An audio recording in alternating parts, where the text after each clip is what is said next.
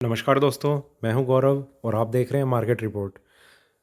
दोस्तों, अभी आपकी स्क्रीन के सामने ये सिल्वर एमसीएक्स के 5 मिनट के टाइम फ्रेम के साथ मैंने चार्ट लगाया हुआ है और इसमें लास्ट ट्रेडिंग सेशन में जिस तरीके की मूवमेंट रही है उसको लेकर हम बात करेंगे और फिर हम बात करेंगे क्या सपोर्ट और रेजिस्टेंस लेवल हमें नज़र आ रहे हैं चार्ट्स पे, जिनको देखते हुए हमारा क्या व्यू बनना चाहिए, बाइंग का बनना चाहिए, सेलिंग का बनना चाहिए या फिर मार्केट में ट्रेड नहीं करना चाहिए।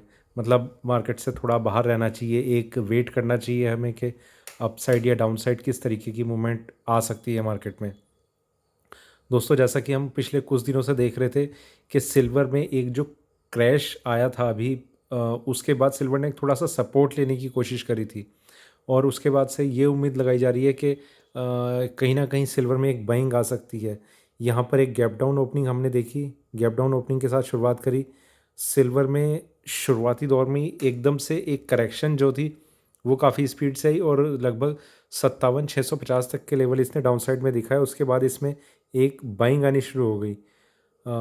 मार्केट इवनिंग सेशन के आसपास आने से पहले एक थोड़ा सा अपने आप को और ज़्यादा एक मजबूत कर चुका था।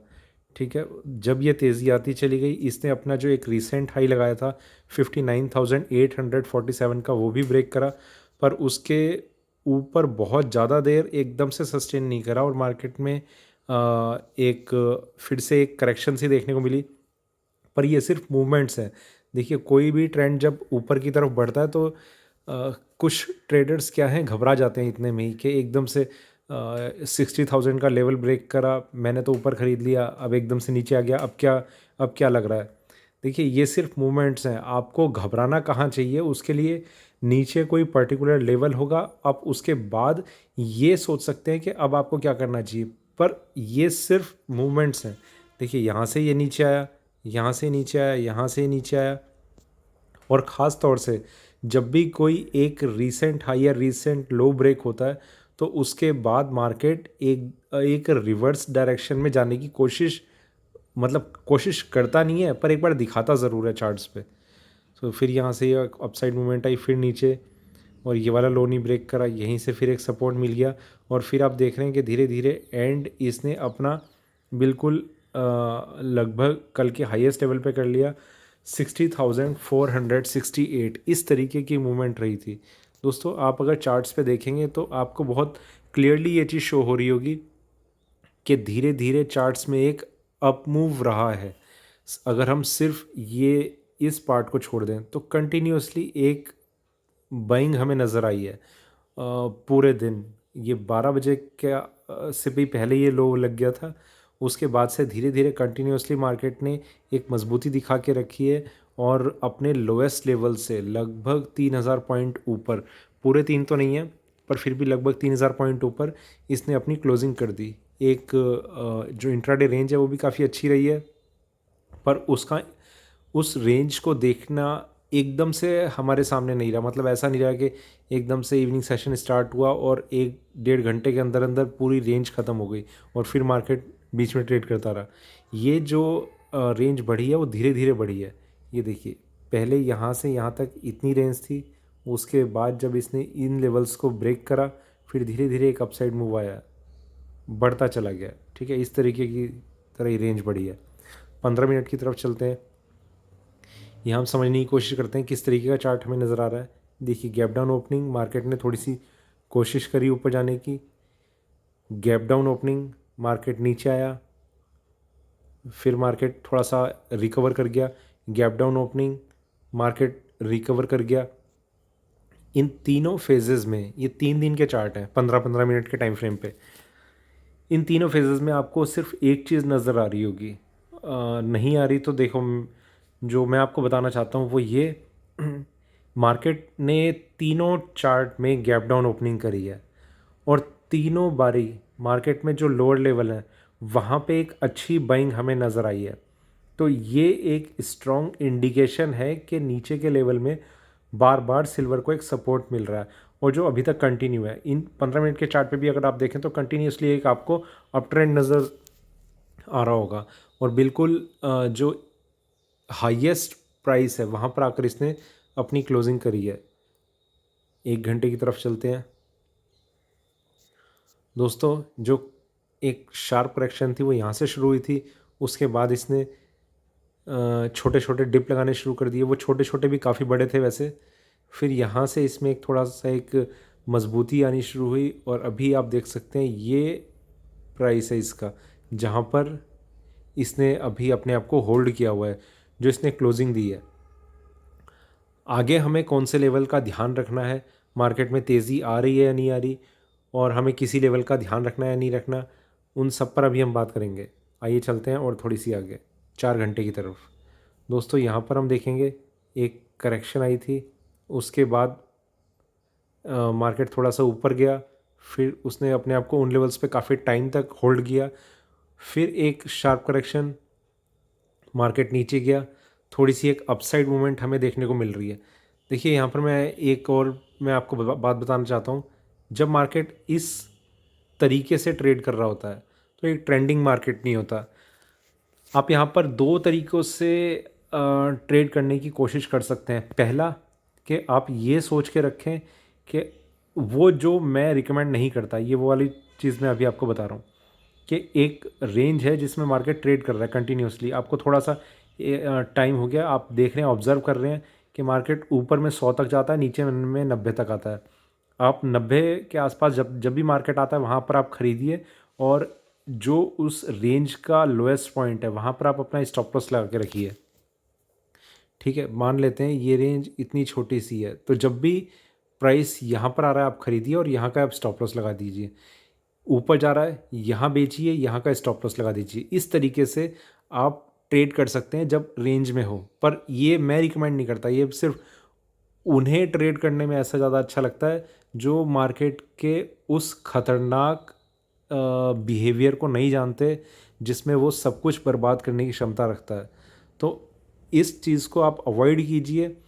पर ये चीज़ मैं आपको इसलिए बता रहा हूँ क्योंकि जो इम्पेशेंट ट्रेडर्स होते हैं, जिनको ये भी वेट करने में परेशानी होती है कि मैं एक ट्रेंड का मैं वेट करूँ, ये मैं उनके लिए बता रहा हूँ कि अगर आप ट्रेड करना ही चाहते हैं तो आप ऐसे टाइम में इस तरीके से आप ट्रेड कर सकते हैं।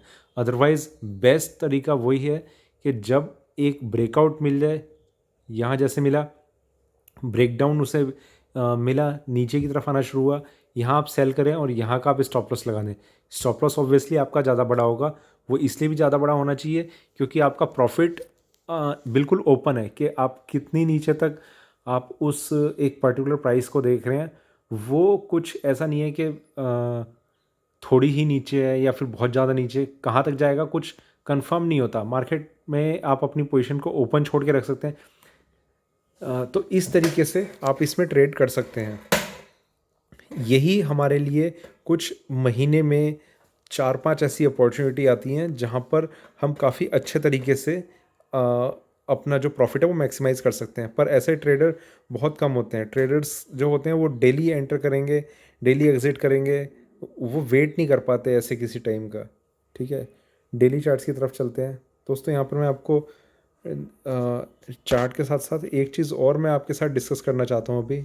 देखिए इस तरीके से मूवमेंट आई नीचे के लेवल में, एक ये ग्रीन कैंडल, एक ये ग्रीन कैंडल, बहुत ही स्ट्रॉन्ग साइन है ये। एक सपोर्ट तो मैंने आपको बताया कि मिल चुका है, एक अपसाइड मूव अभी आता हुआ मुझे लग रहा है। कहाँ तक आएगा कहाँ तक नहीं आएगा उसको लेकर अभी हम बात करेंगे। दोस्तों आगे बढ़ने से पहले मैं जो आपके साथ शेयर करना चाहता हूँ, देखिए बहुत तरीके के आपको एनालिस्ट मिल जाते हैं मार्केट में, जैसे उन सब में आप एक चीज़ कॉमन देखेंगे, वो मैं आपको बताता हूँ। देखिए मान लीजिए आप, वो आपको कॉल किस तरीके से दे देते हैं, 100 रुपीज़ पर वो आपको कुछ बाइंग की कॉल दे रहे हैं। ठीक है, स्टॉप लॉस वो आपको दे देंगे 95 का। कहानी इसके बाद शुरू होती है। यहाँ पर पहला उनका टारगेट 102, दूसरा 105, तीसरा 110, चौथा 115। इस तरीके के वो आपको टारगेट दे देते हैं, क्या कहकर, T1, T2, T3, T4, इस तरीके से। देखिए ये चीज़ सिर्फ और सिर्फ एक इल्यूजन है, उसके अलावा कुछ नहीं है। उसका मैं आपको मैं समझाता हूँ आपको किस तरीके से। एक एग्ज़ाम्पल ले लेते हैं यहाँ पर चार्ट्स पे।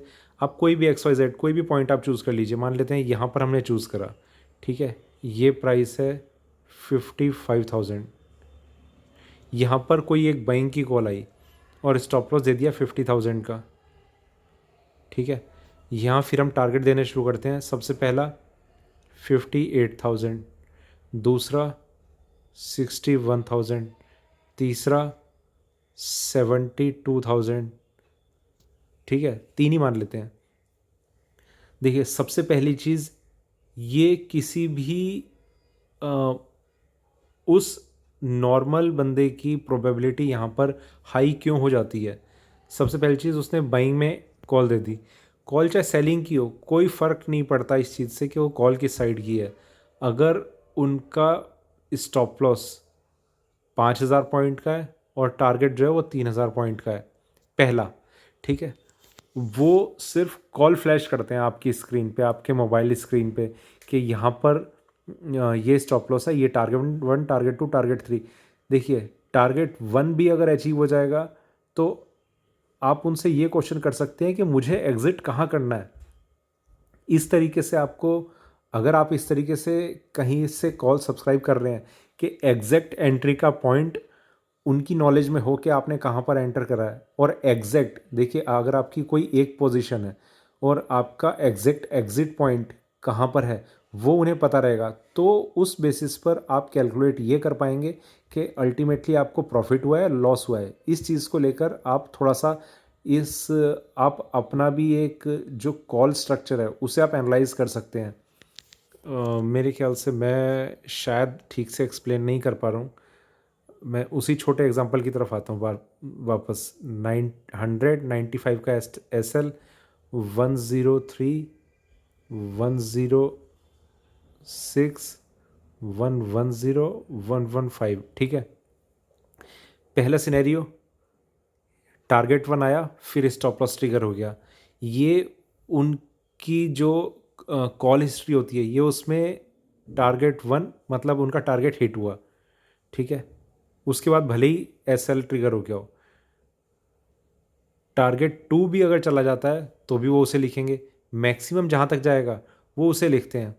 यहाँ पर मैं आपको ये समझाने की कोशिश कर रहा हूँ, देखिए आपने एंट्री ली है किसी चीज़ में, आप उसे, या तो वो आपको इस तरीके से बताते हो कि आपको 25% टारगेट 1 पे एग्जिट करना है, 25% टारगेट 2 पे एग्जिट करना है, 25% टारगेट 3 पे एग्जिट करना है और 25% आपको टारगेट 4 पे एग्जिट करना है।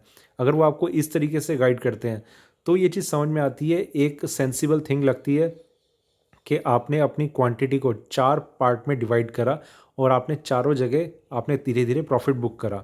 अगर इस तरीके से नहीं है, उन्होंने सिर्फ आपको एक कॉल फ्लैश करी है, तो उनका इस तरीके से उस कॉल को डिस्प्ले करना वो एक गलत तरीका है, क्योंकि 3 रुपये का प्रॉफिट हो तो वो आपको दिखा देंगे, भले ही उसके बाद SL लगे या ना लगे।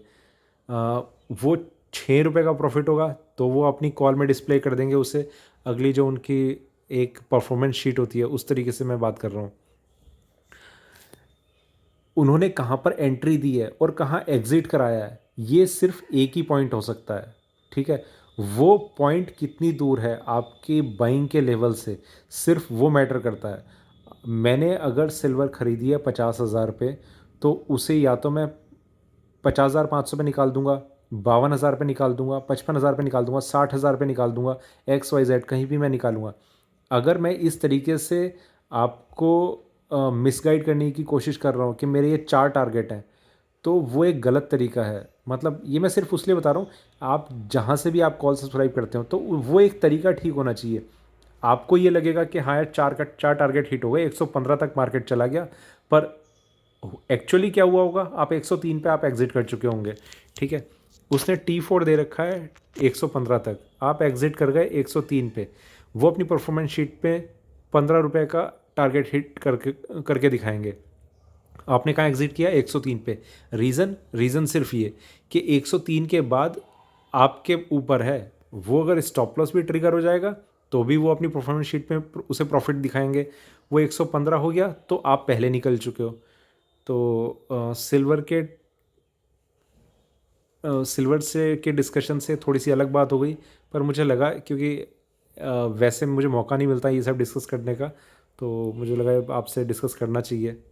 ठीक है, वापस चलते हैं हम 1 घंटे की तरफ चलते हैं। यहाँ पर थोड़ा सा देखिए दोस्तों, सबसे पहली चीज़ आपकी क्या पोजीशन है। कुछ मेरे क्लाइंट्स हैं जिन्होंने बाइंग की पोजीशन होल्ड करके रखी है, और ख़ास तौर से वो ज़्यादा क्लाइंट हैं जो पोजिशनल अपनी पोजीशन कैरी करके चलते हैं। मतलब ऐसा नहीं है कि उन्होंने सिर्फ कल ही कैरी करी है, वो जब सेल हो रहा था मार्केट में, एक डाउन ट्रेंड था, तब भी उन्होंने उस पोजीशन को कैरी किया था। कई ऐसे क्लाइंट्स हैं, तो वो जनरली एक अच्छा प्रॉफिट निकालते हैं मार्केट से उनके कंपैरिजन से ज़्यादा, कि जो डे ट्रेडिंग में एंटर करेंगे और डे ट्रेडिंग में निकल जाएंगे।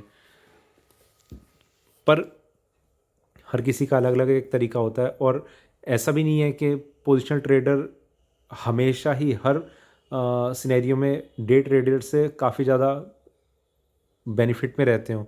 उसका रीज़न ये भी है, अभी अगर मार्केट में एक गैप डाउन अगर ओपनिंग हो जाती है और उन्होंने पोजीशन प्लस में कैरी की हुई है, डे ट्रेडर जो है वो बिल्कुल एग्जिट करेगा, बहुत रिलैक्स माइंड से आज एक फ्रेश ट्रेड लेगा, और उसे शुरू में ही ये थोड़ा सा इंडिकेशन आना शुरू हो जाएगा कि उसे एंट्री लेनी है या नहीं लेनी है। नहीं लेने का समझ में आएगा तो वो बाहर बैठ सकता है, अगर लेनी है तो वो एक फ्रेश एंट्री कर सकता है। जो पोजिशनल ट्रेडर होगा उसका ऑलरेडी जब मार्केट ओपन ही एक निगेटिव व्यू में हो जाएगा, तो वहाँ पर एक डाउट उसके माइंड में पूरे दिन तब तक रहेगा जब तक मार्केट उसके फेवर में नहीं आता। तो वो एक कंडीशन जो होती है वो पोजिशनल ट्रेडर्स के लिए थोड़ी सी एक बेकार हो जाती है, और जो डे ट्रेडर हैं उनके लिए अच्छी हो जाती है। तो हर किसी का अपना ट्रेडिंग का व्यू है, पर फिर भी जो थोड़ी सी प्रेफरेंस है ट्रेड की, मैं उन्हीं को दूंगा जो पोजीशन कैरी करके चलते हैं। दोस्तों, यहाँ पर अगर आपने अपनी पोजीशन को कैरी किया हुआ है, जो अपनी पोजीशन कैरी करके चल रहे हैं, उनके लिए स्टॉप लॉस है एग्जैक्ट 58,000। ठीक है, यहाँ से अगर मार्केट ऊपर जाता रहता है तो स्टॉप लॉस नहीं, सॉरी, सेकंड ब्रेकआउट लेवल है 62750। ये लगभग यहाँ पर आएगा। इस प्राइस के ऊपर अगर मार्केट सस्टेन करता है तो चांसेस ये पूरे पूरे रह सकते हैं कि 64-65,000 के लेवल हमें चार्ट्स पे देखने को मिलेंगे, जो बहुत मुश्किल नहीं लग रहा अभी मुझे। मार्केट एक कर्व ले रहा है ऊपर की साइड में, थोड़ा बहुत इसमें हेड एंड शोल्डर का भी एक पैटर्न नज़र आ रहा है मुझे। तो इस तरीके से अगर एक अपसाइड मूव बनाता है मार्केट, तो 64-65,000 तक के लेवल हमें बहुत ईजीली मिल सकते हैं चार्ट्स पे। दूसरी चीज़, अगर आप बिल्कुल इंट्राडे ट्रेडिंग में आप यहाँ पर कहीं पर अगर आप बाइंग करते हैं और मार्केट यहीं कहीं ओपन होता है, जिसके चांसेस मुझे लग नहीं रहे कि यहाँ कहीं ओपन होगा, चांसेस ऐसे लग रहे हैं 61,000 के अराउंड एटलीस्ट ओपन होगा। ठीक है, तो आपका स्टॉप लॉस 59,400 होता। वो मैं इसलिए नहीं लिख रहा क्योंकि उस लिखने का फ़ायदा नहीं है, मार्केट एक गैप अप ओपनिंग के साथ साथ खुलने के ज़्यादा चांस हैं, तो वो प्राइस कांस्टेंट नहीं रहने वाला। ओपन होते ही वो प्राइस बिल्कुल अलग होगा। मार्केट कहाँ स्टेबल करेगा कहाँ नहीं करेगा, उसको देखते हुए हमारा एक व्यू बनेगा। तो दोस्तों, ये लेवल्स थे जो मैंने आपको बताया, और अभी के लिए तो इतना ही है। बाकी जैसा भी आपको वीडियो लगाओ, अच्छा लगाओ तो लाइक करें, शेयर करें, कमेंट करें। दोस्तों, लाइक, कमेंट और शेयर पता नहीं आप में से कितने लोग कर रहे हैं, पर अगर आप कर देंगे तो थोड़ा सा मुझे एक मोटिवेशन मिलता है। जब मैं देखता हूँ ना मेरे व्यूज़ नहीं बढ़ रहे हैं, पिछले 3-4 महीनों में व्यूज़ नहीं बढ़ रहे हैं, तो कहीं ना कहीं ऐसा लगता है कि मैं जो कर रहा हूँ वो मेरी मेहनत बेकार जा रही है। सिर्फ एक ही चीज़ मुझे मोटिवेट ये करती है, जब मेरे पास ऐसे रेस्पॉन्स आते हैं कि मैं एक सही काम कर रहा हूँ और ऐसा मुझे करते रहना चाहिए। बहुत से ट्रेडर्स ऐसे हैं जो लॉस करने वाले थे, उनका लॉस बच गया, यही मेरे लिए बहुत है। देखिए, प्रॉफिट होना इस मार्केट में वो तो आपके लिए वो चीज़ है कि आप बिल्कुल एक्सपर्ट हो चुके हैं, पर अगर मेरी कोशिश इतनी भी हो जाती है कि आपका लॉस बच गया है, तो वही बहुत बड़ी बात है। क्योंकि इस मार्केट में अगर आज आपने 1 लाख रुपए लगाए हैं और वो 1 लाख अगर आपके 3 महीने तक बचे हुए हैं, तो भी मैं ये कहूँगा कि आप एक सक्सेसफुल ट्रेडर हैं, क्योंकि आप डेरिवेटिव मार्केट में ट्रेड कर रहे हैं, आप मार्जिन फंडिंग को आप समझ चुके हैं, आप लीवरेज समझ चुके हैं, आप इन सब चीज़ों को आप समझ चुके हैं। तो ये था मेरा सिल्वर पे अभी का वीडियो अच्छा लगे तो लाइक करें, शेयर करें, बने रहें मेरे साथ, देखते रहिए मार्केट रिपोर्ट। धन्यवाद।